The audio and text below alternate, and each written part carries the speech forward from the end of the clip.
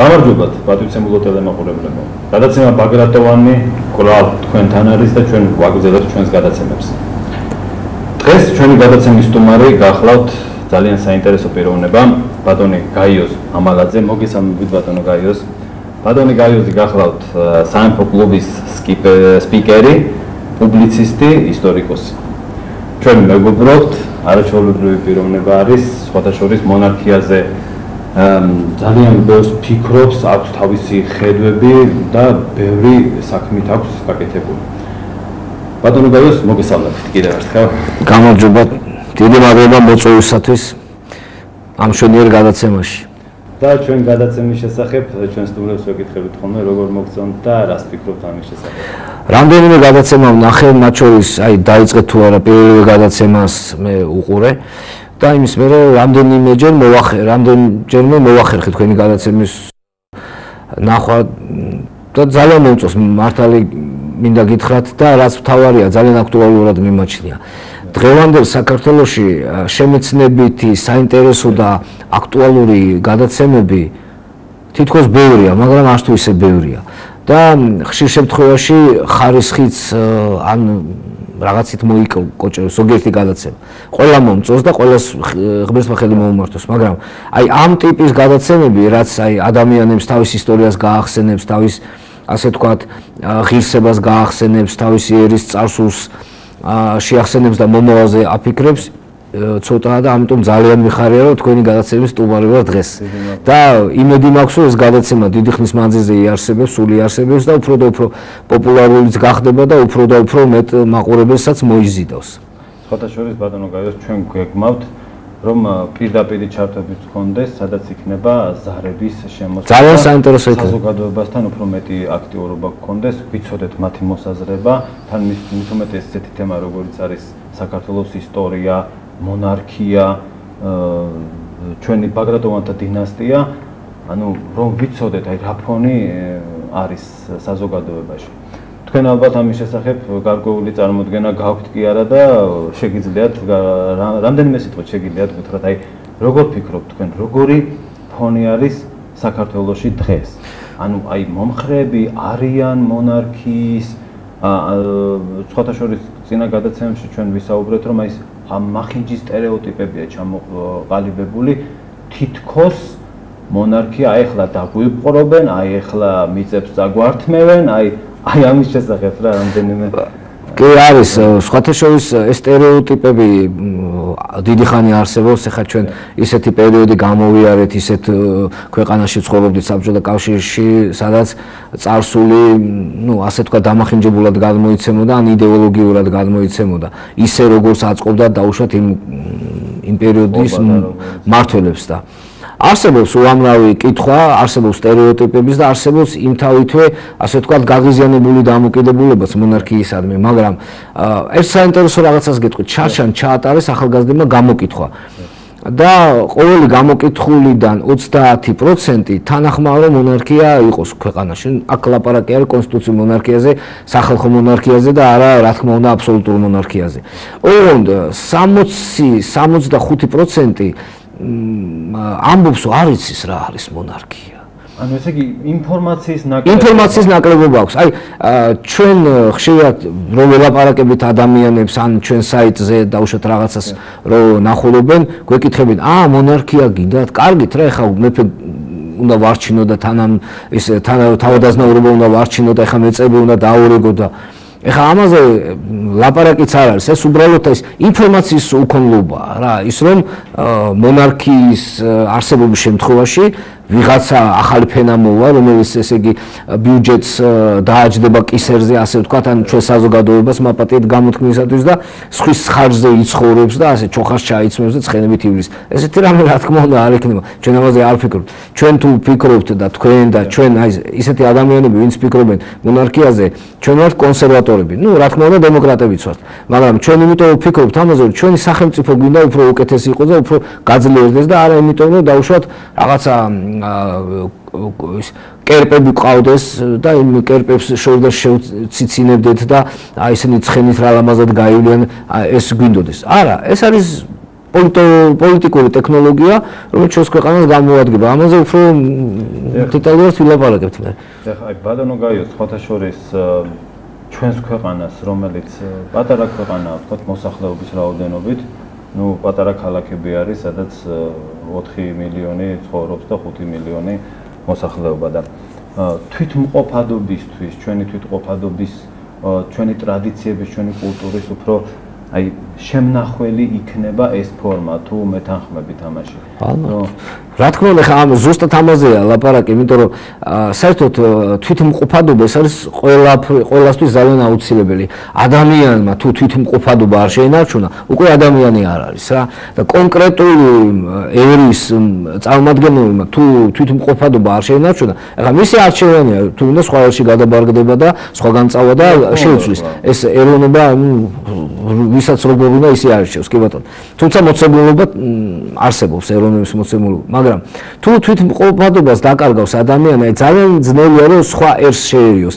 იმიტომ რომ იქაც უცხო იქნება და აქაც უცხო იქნება და ადამიანი მარტოსული, ისედაც მარტოსული ადამიანი ხო ის ამ ქვეყნად და ეძებს მოკავშირეებს, ეს მოკავშირეები არიან მისი ოჯახი, ის წევრები, მისი მოგვარები, მისი ნათესავები და მისი თანამოაზრეები, მისი ეროვნების წარმომადგენლები და ეს მოკავშირეები თუ არ ეყოლება მას ადამიანი ვერ შეძლებს სრულფასოვნად ცხოვრებას, ვერ შეძლებს გამოავლინოს თავისი ნიჭიერება, ვერ შეძლებს გამოავლინოს თავისი შესაძლებლობები, ცხოვრების გამკლავება, ცხოვრება მკაცრია ძალიან და ცხოვრებასთან გამკლავება გაუჭირდება და ამგვარად ეს კონსერვატიზმი აუცილებელია. თვით ყველაზე მეტად თვითონ რადიკალი ლიბერალებიც კი, რომლებიც აი ფიქრობენ რომ ყოველგვარი კონსერვატიული ჩარჩოები უნდა დაირღვეს, ისინიც კი მარტო არ არიან, ისინიც ცდილობენ რომ გაერთიანენ, ისინიც ცდილობენ რომ მოკავშირეები მოძებნონ და ახალ სისტემას, ახალ კონსერვატიზმს ქმნიან, სადაც ესე იგი, ნუ ჩვენ გვაქვს ტრადიციები, იმათ ვიცავთ და იმათი დაცვა, ამ ტრადიციების დაცვა გვინდა და ნუ ახლა რადიკალი ლიბერალები ახალ ტრადიციებს იცავენ, სადაც ყველაფერი ესე იგი შეიძლება დასაშვებია. ანუ ადამიანი მარტო შეუძლებელია რომ არსებობდეს და ასევე ერი. იმიტომ არის რომ აი ჩვენ კაცობრიობამ გამოიგონა ოჯახი, ხო? შეეძლო კაცობრიობას ოჯახის გარეშე ცხოვრება ალბათ. მაგრამ შეუძლებელი იყო, იმიტომ ეს არის ისეთი ერთეული, რომელიც გარეშე შეუძლებელია. მერე კაცობრიობა წავიდა გვარების, ასე თქვა, ჩამოყალიბების გზით, მერე წავიდა ერების ჩამოყალიბების გზით. ეს არის ღვთისმოცემულობა, ეს არის ბუნებრივი კაცობრიობის მოცემულობა, ეს არის დიდ მოზაიკაში ჩვენი ადგილი და ეს ადგილი გვინდა გვეკავოს და ამ ადგილის გაძლიერებისთვის გვინდა ჩვენ მონარქია და ამ ადგილის გაძლიერებისთვის გვინდა ჩვენ ასე ვთქვათ კარგი პოლიტიკური სისტემა. გასაგებ. ძალიან ბევრი შეგვიძლია ამაზე ვისაუბროთ და ვისაუბრებთ დღესაც და ვისაუბრებთ შემდეგ გადაცემებშიც აუცილებლად. კი ბატონო. ბატონო გაიოს, აი მონარქიის შესახებ ისტორიული კუთხით რო ვისაუბროთ, აი თვითონ ბაგრატიონების დინასტიაზე, აი რომ მოგვიყვეთ რაღაც პატარა ინფორმაცია მოგვაწოდოთ, იმიტომ რომ ამას ძალიან ხშირად ჩვენი გადაცემის მთავარი მიზანი ის არის, რომ ზუსტად ინფორმაცია მივაწოდოთ საზოგადოებას და საზოგადოება ინფორმირებული იყოს. მას უნდა გქონდეს სრულყოფილი ინფორმაცია, რომ ანალიზი გააკეთოს, დასკვნა გააკეთოს და ვცდილობთ რომ თავისი ისტორია შევაყვაროთ, გავახსენოთ, იმიტომ რომ ვერც ერთი ხე ვერ აღმოცენდება თუ ფესვი ძლიერი არ არის. რასაკვირველია. აი ისტორიაში ხა რაც შეხება ჩემი აზრით ბაგრატიონების დინასტია. ახლა თავიდან დავიწყოთ რა, სულ ესე იგი სახელმწიფოს აუცილებლად სჭირდება მმართველობის რაღაც ფორმა. ნუ ანარქია შეუძლებელია, ხა ანარქიაში ყველა წაგებულია რა. ანუ რაღაც წესრიგი სჭირდება სახელმწიფოს. არსებობს რამდენიმე ფორმა სახელმწიფოს მმართველობის. ოლიგარქიული გამორიცხული იყო, არსებობდა ისტორიაში ოლიგარქიული მმართველობები, ის გამორიცხული დღევანდელ დღეს შეუძლებელია. არსებობდა დემოკრატიული მმართველობები, რომლებიც მათ ნუ თავისი ასე ვთქვათ მაგალითით დღევანდელ დემოკრატიულ მმართველობას რაღაცნაირად ასე ვთქვათ მაგალითების მისცეს საფუძველი ჩაუყარეს და მე ახალი გამოცდილებით ჩამოყალიბდა დემოკრატიული მმართველობები. და ძირითადად მთელი მსოფლიოს ისტორია ძირითადად ეს იყო მონარქიული სახელმწიფოების ისტორია. მონარქი მეფე იყო სახელმწიფო სახე იყო. მონარქი თუ იყო ძლიერი იყო სახელმწიფო თუ იყო ძლიერი, კარგად ცხოვრობდა მოქალაქე მოქალაქე და ესე იგი მშვიდობა უფრო მეტად დაცული იყო და მტერებისგან ასე ვთქვათ დაცული იყო სახელმწიფო და უფრო ბედნიერი იყო მოსახლეობა. რაც უფრო ძლიერი იყო მეფე და რაც უფრო ძლიერი იყო მეფის ინსტიტუტი, ეს იყო ძლიერი სახელმწიფო და უფრო უკეთესი იყო მოქალაქისთვის.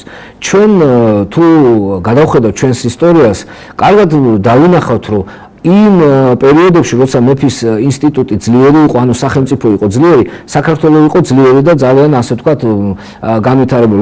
როგორც კი ვინმე ცდილობდა, რომ მეფის ინსტიტუტი შეერყია, ანუ სახელმწიფო შერყევაზე იყო ლაპარაკი. ეხლა საქართველოს სამეფო უამრავი და უამრავი კარგი მეფე, ცუდი მეფეებიც ყავდა ჩვენ, რა თქმა უნდა, მაგრამ ეს მაშინ სხვა გზა არ იყო, ესე მეფე უნდა ყოფილიყო, სხვა გზა არ იყო. ეხლა მე გადავალთ, აი თანამედროვეობაში როგორ შეიძლება დაბალანსდეს. მაგრამ აი კარგმა მეფეებმა ჩვენ უამრავი ასე ვთქვათ ის რაღაცა დაგვიტოვოს. მოკლედ ჩვენი საქართველოს არსებობა თუ შეიძლება ასე თქვას, ლოგიკის გარეშეა. რაღაცა უფალს უნდა, რაღაცა სისთვის ვარსებობთ, რომ იმდენი მტრის გამკლავება, რაც ჩვენ მოახერხეთ ისტორიის მანძილზე, ეს შეიძლება ყოფილიყო ღვთისმადლი და ასევე ჩვენი მეფეებისა და ჩვენი სახელმწიფოსა და ჩვენი ხალხის ბრძოლის უნარიანობა რა. და ბრძოლის უნარიანობა ხალხის ისევ და ისევ მეფეს და ლიდერს უკავშირდება.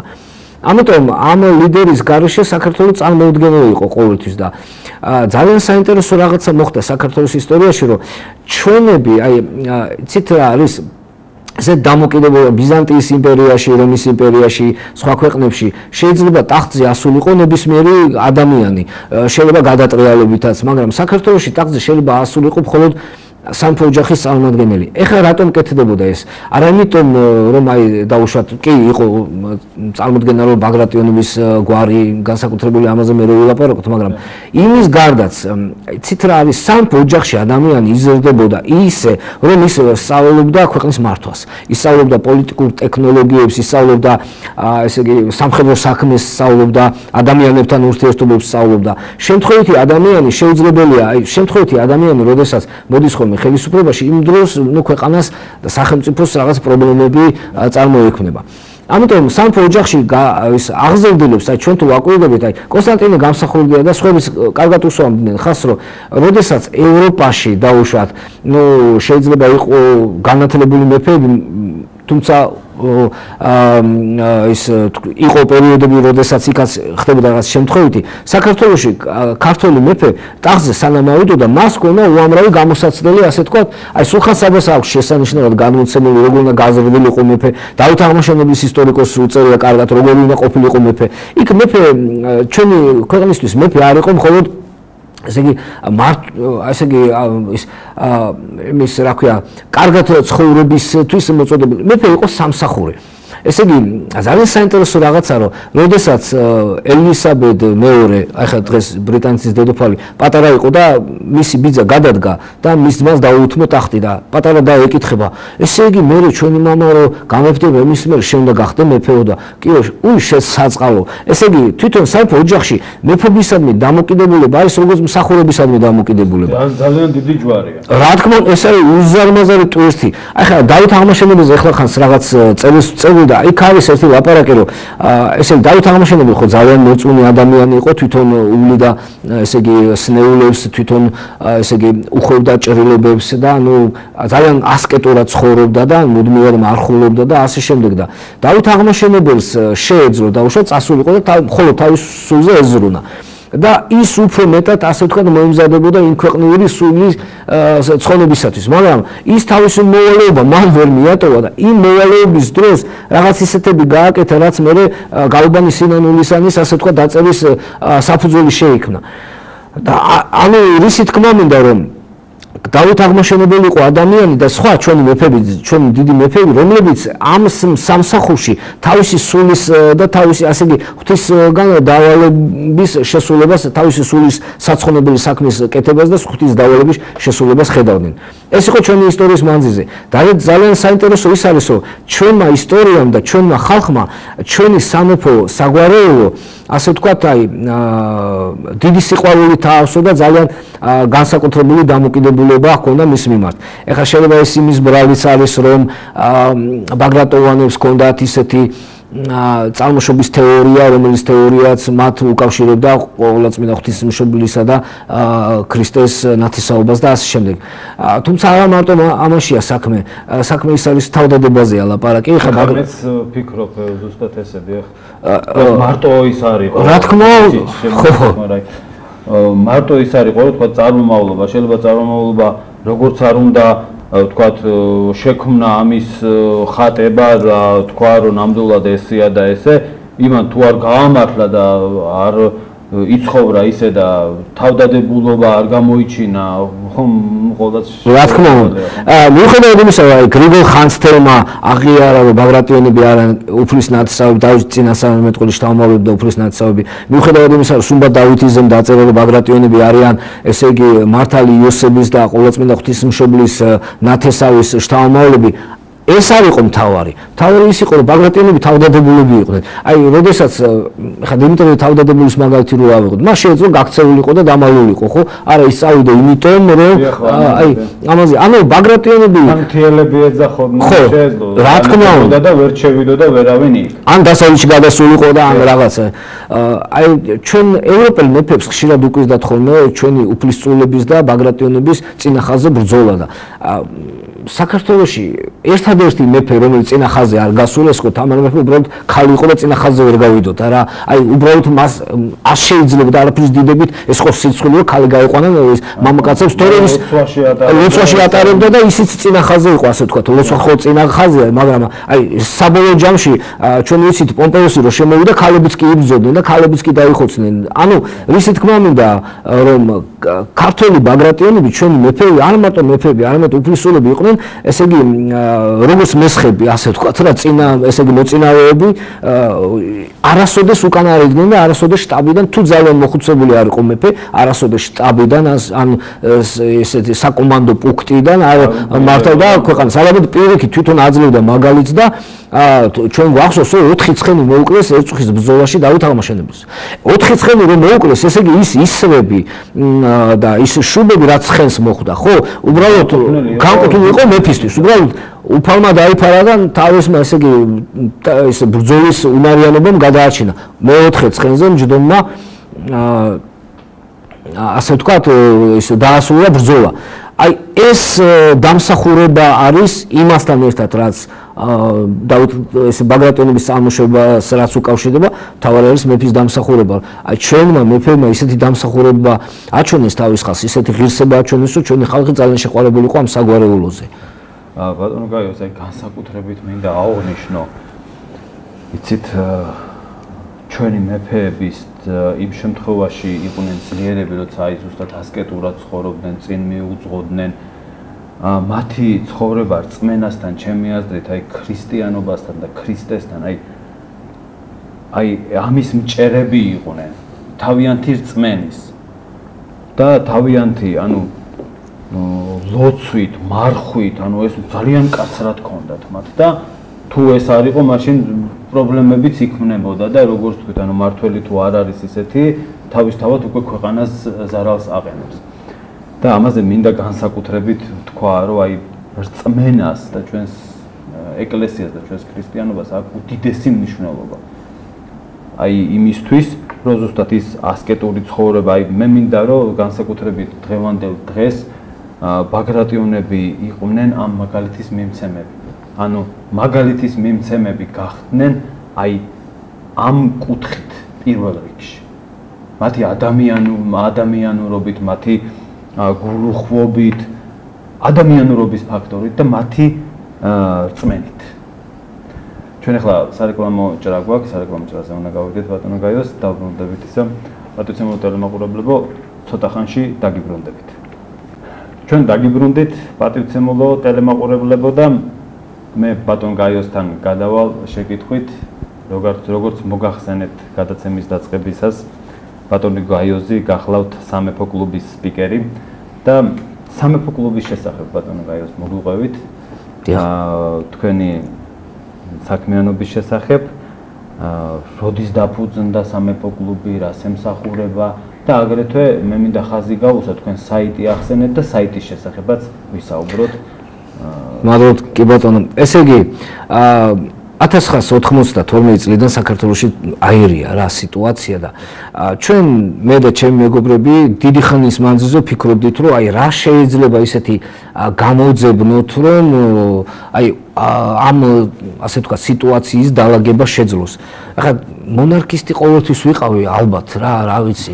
მე არც კი მახსოვს თუ ოდესმე მონარქისტი არ ვიყავი და მივედით იმ დასკვნამდე რომ ალბათ დადგა დრო რომ საქართველოს თანდათან დაუახლოვდეს თავის ასე ვთქვათ ფესვებს. დაუბრუნდეს თავის ფესვებს.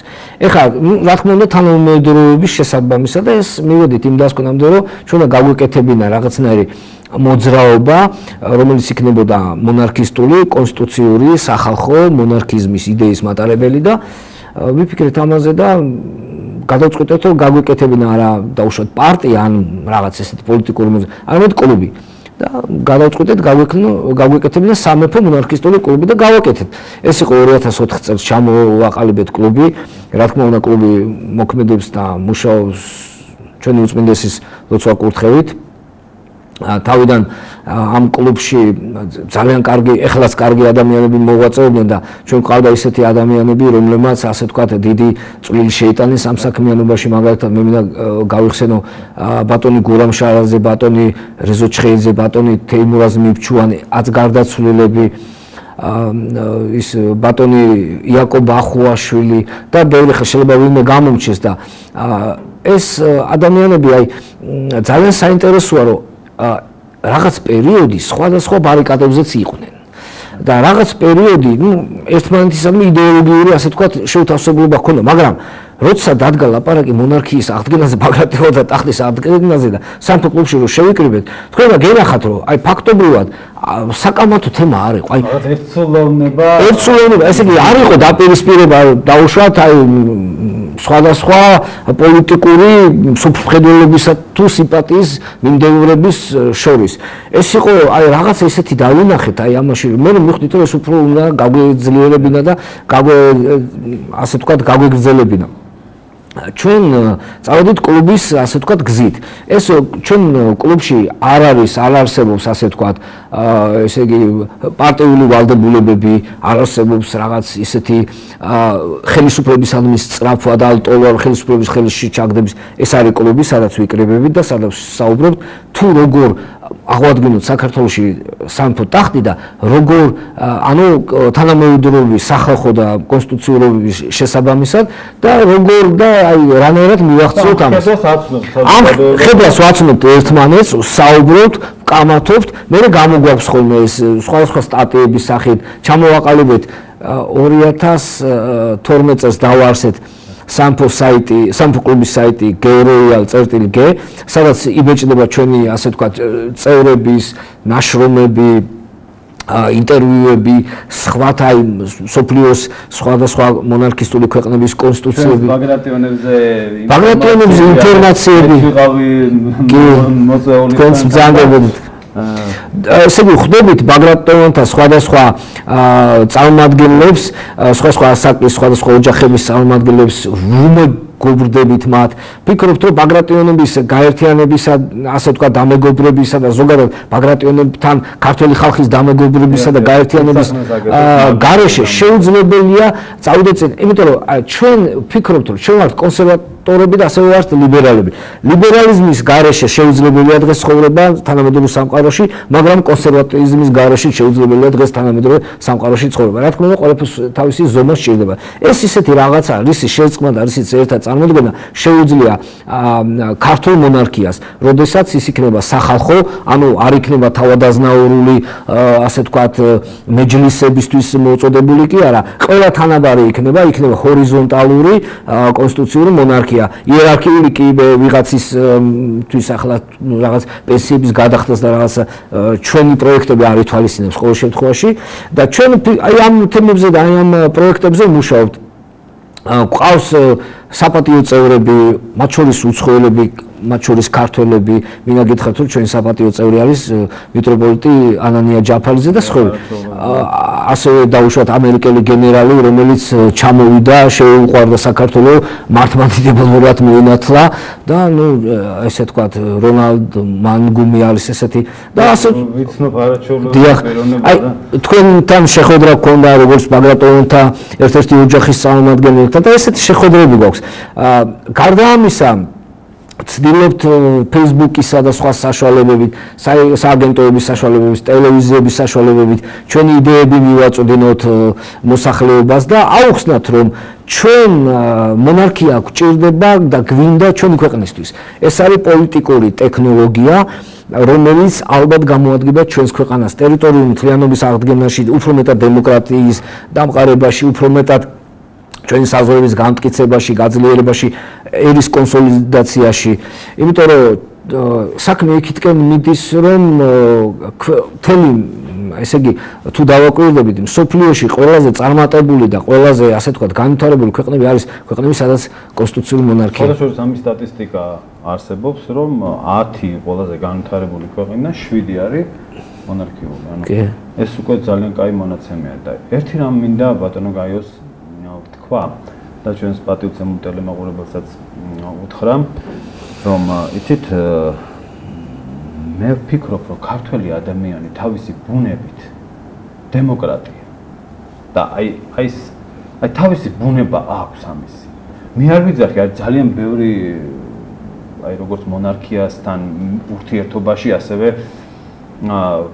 ასეთ სტერეოტიპები ყალბი და არასწორი ჩამოყალიბებული, აი ქართველი კაცი ვთქვათ, აი ძალიან ბევრი სმა და რაღაც ეს მახინჯური ფორმებია, ხო რა თქმა უნდა და ეს არ არის ქართველი ადამიანის ბუნება. აი თვითონ ქართველი ადამიანის ბუნება, აი რომ ვთქვათ ანალიზი გაუკეთოთ, არის ძალიან ლაღი რაღაც, სიამაყე რა თქმა უნდა, ეგ აუცილებელი პირობა და ბევრ სიტუაციაში ძალიან ცუდი შედეგები მოაქვს, ეს საკონტროლოა, ესე რომ ვთქვათ, კონტროლის ქვეშ უნდა იყოს. მაგრამ აი ფიქრობ, რომ ჩვენ ადამიანს არ აკლია აი დემოკრატია, ვთქვათ, რასაც დემოკრატიას ეძახიან და ვთქვათ, რასაც ლიბერალობას ეძახიან, მე ვფიქრობ, რომ ქართველი ადამიანის ბუნებაში არის და ისტორიასაც რომ გადავხედოთ, ხომ, იყო ძალიან ბევრი შემთხვევა, რომ ანუ ეს ამ გამოვლინება ამ ბუნების იყო. აი დამოუკიდებელი კიდე მინდა აღვნიშნო და აი პატივცემულო ტელემაყურებელმა მინდა ვთქვა და აი ბატონო გაიოზი თავის მოსაზრებას იტყვის და თუ შევჯერდებით ამასაც თქვენ გაიგებთ, რა თქმა უნდა. იცით, არის იმაში, რომ პირველობისკენ სწრაფვა.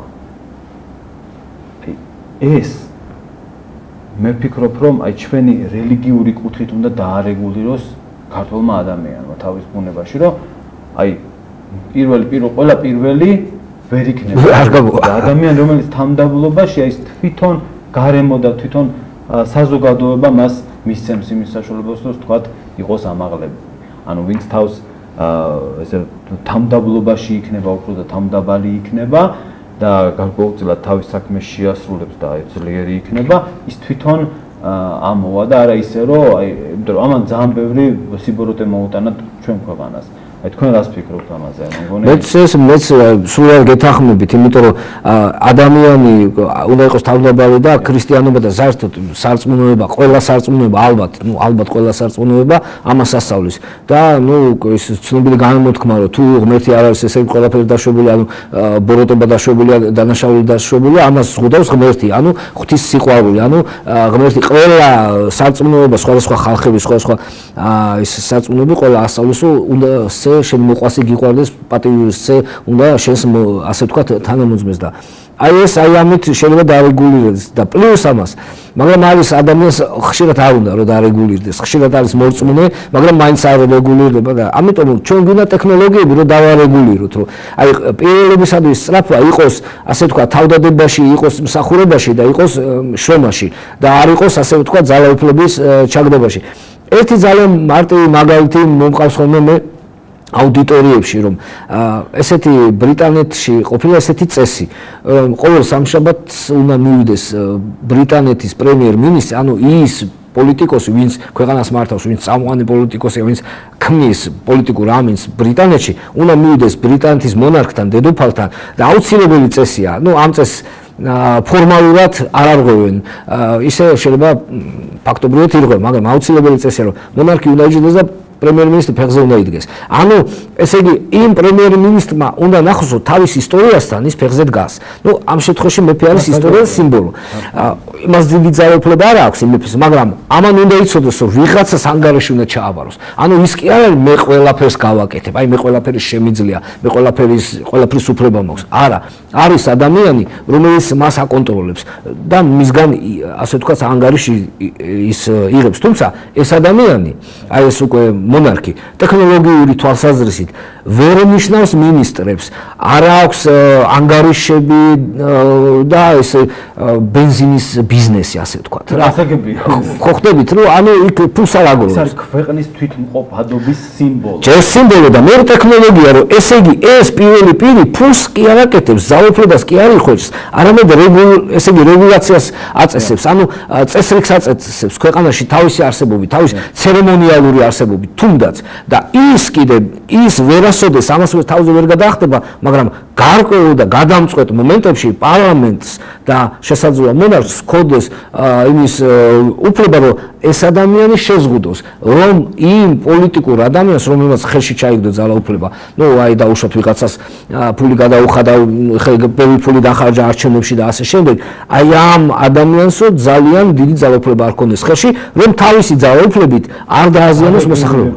მოსახლეობა არ დააზიანოს და ქვეყანა.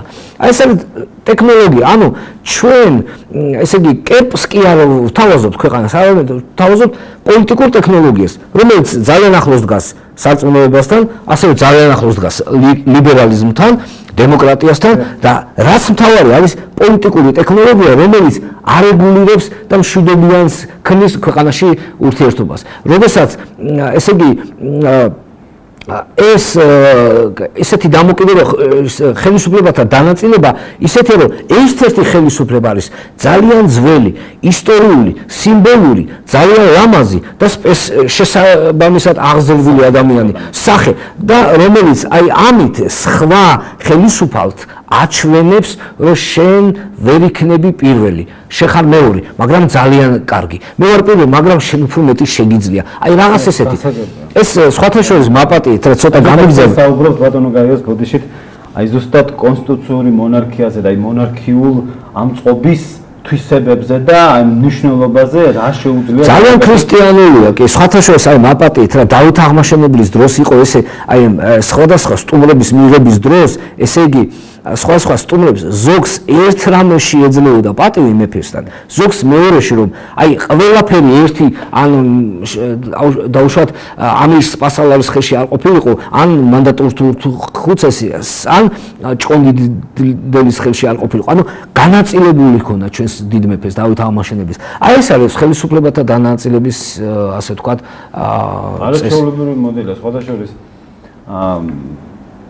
აი პრეზიდენტის სასახლეში ვიყავთ 2 წლის წინ დაახლოებით. 1 ივნისი ბავშვთა დაცვის საერთაშორისო დღე იყო და ესე იგი მთელი სიმბოლოები, სამეფო სიმბოლოები, მეფეების სურათები, გერბშიც, ანუ სახელმწიფო გერბშიც გვირგვინი, დროშა, ანუ ეხლა 4 კუთხედები რო იყოს ჯვრები, ბაგრატოვანების დროშაა და ყველა სიმბოლო აქვს გამოყენებული და ესე იგი ანუ ერთი აკლია რა, ერთი სიმბოლო. ერთი აკლია იმისთვის, რომ თან მოგეხსენებათ ბაგრატოვანთა დინასტია არის ყველაზე ძველი დინასტია ევროპაში და მეორე ადგილზე არის მსოფლიოში, იაპონიის შემდეგ.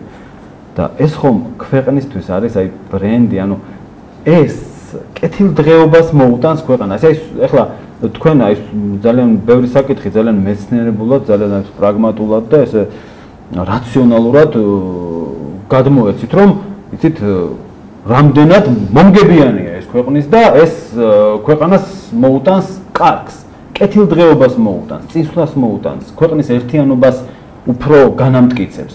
და აი ზუსტად ამ მიმართულებით მიდის და ეს ძალიან ესეთი კარგია და აი ხლა გადავედი თქვათ იქ პრეზიდენტის სასახლეზე ნიშნებზე, გერბებზე და ბატონო გაიოს ერთი თვეც არ იქნება, მე მგონი თქვენ მიმართეთ ბატონ ბიძინა ივანიშვილს, ეს გახმაურებული ამბავი არის, ანუ საკმაოდ კავშირი ხდა, რომ თქვენ მიმართეთ და რატომ ბატონო ბიძინა ივანიშვილს და რა საკითხზე მიმართეთ თუ შეიძლება აი ამაზე რომ გითხრათ. ხო, ესე იგი, რადგან ეხლა ზოგს მოსწონს თუ არ მოსწონს რა მნიშვნელობა აქვს ბიძინა ივანიშვილის მიერ დაარსებულმა გუნდმა, რომელიც მის სიტყვას ასე ვთქვათ, დიდ პატივსცემს და იზიარებს და ახორციელებს ხშირ შემთხვევაში და ყურს უგდებს, მოიპოვა კონსტიტუციური უმრავლესობა და ჩვენ ვიცით, რომ არის ესეთი პროექტები, რომ საპრეზიდენტო მმართველობა კიდევ უფრო უნდა შეიზღუდოს, უფრო თუ დავაზუსტებთ, ესე იგი დღეს საპრეზიდენტო,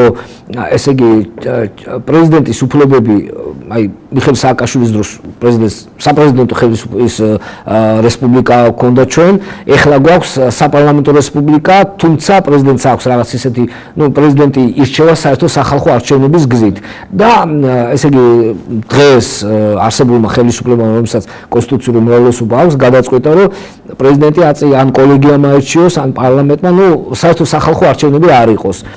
პრინციპში აქეთკენ მიდიოდა გზა. ეხლა როდესაც ჩვენ დამოუკიდებლობა გამოაცხადეთ ზუსტად გამსახურდიას პერიოდში, მაშინ პრეზიდენტი ასე თქვა დამოუკიდებლობის ინსიგნია დააგიქმებოდა. ესე საკუთარი პრეზიდენტი ყავს, ანუ შენ დამოუკიდებელი სახელმწიფო ხარ. ეხლა ჩვენ მიმართეთ ბიძინა ივანიშვილს, იმიტომ რომ მას დიდი გავლენა აქვს ამ გუნდზე, რომელმაც უნდა შეცვალოს კონსტიტუცია და კონსტიტუცია რო შეცვალა, ყველა ვარიანტში გადაწყვეტილია. გარდა ამისა, ბიძინა ივანიშვილს რომ მიმართეთ, ჩვენ ეს იმიტომ გავაკეთეთ, უფრო მეტად გახმაურებულიყო და რა თქმა უნდა ეს მიმართვა ეკუთვნის ასევე უმცირესობის პარლამენტში წარმოადგენლ უმცირესობის ასე ვთქვათ შორეული ლიდერის მიხეილ სააკაშვილის მომხრეებსაც. ანუ თელ საქართველოს მიმართეთ. ჩვენ არც ერთის მხარეს ვართ და არც მეორის მხარეს, არც მესამის და არც მეოთხის მხარეს. არც ერთს არ უპირისპირდებით და არც ერთს არ ვებრძვით. არ შეიძლება მონარქისტული იდეით მოდიოდეს ადამიანი, მით უმეტეს სამეფო კლუბი და ასე ვთქვათ, მტრულად იყოს განწყობილი. ან არ შეიძლება, იმიტომ რომ ჩვენს უკან დგას, ასე ვთქვათ, მომავალი მონარქი, რომელიც შეუძლებელია იყოს რომელიმე პარტიის წევრი, რომელიმე პარტიის და ის ანუ გამოხატავდეს რომელიმე სიმპათიას ან ანტიპათიას. ესეთი რაღაცა გამოცხადდა, ამიტომ ჩვენ ამასაც გამოვიცხობთ. უბრალოდ ეს გამაურებისათვის და ლოგიკურად იმისთვის, რომ ეს ძალა უფლება მას აქვს მიმართეთ და უბრალოდ მივწერეთ, რომ ეს არის ყველაზე ასე ვთქვათ მარტივი, იაფი და ასე უფრო პრაგმატული ფორმა. ანუ საქართველოს მთლიანად გადადის, როგორც არის დაგეგმილი ამ უმრავლესობის მიერ, გადადის საპარლამენტო რესპუბლიკაზე და ჩვენ მიმართეთ, რომ საპარლამენტო რესპუბლიკაზე ტექნოლოგიურად უფრო დახვეწილია, უფრო იაფია და უფრო კონსერვატიულია და უფრო დემოკრატიულია და უფრო ლიბერალური არის საპარლამენტო მონარქია. ანუ ესე იგი აქ პირველ პირს რომელმაც უნდა შეასრულოს აი ცერემონიალური უფლებები და სხვა უფლებები აქვს მხოლოდ ესე იგი ესეთი სიმბოლური ასე ვთქვათ ძალაუფლება მაგრამ ესე იგი კოლეგიის და პარლამენტის არჩეულ პრეზიდენტზე უფრო გავლენიანი, უფრო წონიანი, უფრო ძლიერი და უფრო ლამაზიც და უფრო იაფიც, უფრო დემოკრატიული და უფრო კონსერვატიული და უფრო ეროვნული იქნება ისტორიის მიერ დასმული დინასტიის წარმომადგენელი. ანუ ჩვენი ისტორია თან, აი ასე ვთქვათ, ჩვენ გვაქვს ახლა პრობლემები რუსეთთან და რაღაც იმასთან და ჩვენ თუ გვინდა თელ სოფლიოს ვაჩვენოთ, რომ სრული დამოუკიდებლობა ჩვენ აღვიდგინეთ რუსეთისაგან და საბჭოთა კავშირისაგან, ხო? ესე ჩვენ აღვიდგინოთ ის, რაც ჩვენ რუსეთმა წაგვართვა და რაც ჩვენ წაგვართვეს დამ პრობლემა. ეს არის ჩვენი მონარქია. აი ეს იყო ჩვენი მიმართვის მიზანი. და გვინდა რომ აი მონაწილეობა მივიღოთ კონსტიტუციის განხილვაში ჩვენ მონარქისტებმა. მე ვფიქრობ, რომ აი ძალიან დროული იყო. მე ძალიან მომეწონა ეს თქვენი მიმართვა და დროული იყო, იცით, აი რომ გადავხედოთ და ანალიზი გავუკეთოთ, მართლაც ანუ საპრეზიდენტო მმართველობა ფაქტიურად აღარ არის და ძალიან შეზღუდულია უფლებები და სიმბოლო, რა თქმა უნდა, უფრო კარგი იქნებოდა რომ ყოფილიყო და თქვენ სწორად ნამდვილად ბატონ ბიძინა ივანიშვილისთვის უნდა მიგემართათ და იმედია მას ეს ინფორმაცია აქვს და ექნება და იმედია ყველას ექნება მთელ საქართველოს ეს ინფორმაცია. პატივცემულო ტელემაყურებლობა ბატონო გაიოს ჩვენი გადაცემა დასასრულს მივახლოვდა. დიდი მადლობა ბატონო გაიოს. მადლობა თქვენ საუბრისთვის და ჩვენ გავაგრძელებთ ჩვენი გადაცემა კვლავ რომ მაქსიმალურად მოგაწოდოთ ინფორმაცია. და საზოგადოება ინფორმირებული იყოს, ვინ არიან ბაგრატიონები, რა დინასტია არის და რატომ ბაგრატიონები, მოგაწოდოთ ინფორმაცია საქართველოს ისტორიაზე, გაგაცნოთ კარგად საქართველოს ისტორია თავისი უარყოფითი და დადებითი მხარეებით. იმიტომ რომ ჩვენ თუ არ გავითვალისწინებთ ბატონო გაიოზ ალბათ დამეთანხმებით ის მინუსები რაც იყო ისტორიაში ჩვენ წინ ის უნდა გავითვალისწინოთ და ის აღარ უნდა მოხდეს და უნდა ვიაროთ სწორი გზით. და რა თქმა უნდა კონსტიტუციური მონარქიის შესახებ თუ თანამედროვე მსოფლიოში როგორ არის ეს, იმიტომ რომ არის ეს შეკითხვები რომ 21 საუკუნეში რა დროს მონარქიაა და მიგვირს ხოლმე რომ კი, მაგრამ ცოტა მაინც არ აქვს ინფორმაცია რომ ევროპის 70% მონარქიულია და ანუ ეს აი უბრალოდ ინფორმაციის არ მინდა ხო უბრალოდ ზაფხულ ფორმატში თქვა ეს რას ნიშნავს, მაგრამ არ აქვს ინფორმაცია და ღმერთ მაქნას რომ მათ ეს ინფორმაცია თქვენი გადაცემაც იმიტომ არსებობს რომ ეს ინფორმაციას გავიგეთ. ამისთვის დიდი მადლობა თქვენც ასე ვთქვათ და ასე მოწვევისათვის დიდი მადლობა და იმედია კიდევ შევხვდებით. აუცილებლად და ეს პირდაპირი ჩართვებიც იქნება და უფრო გააქტიურდება ეს მხარე.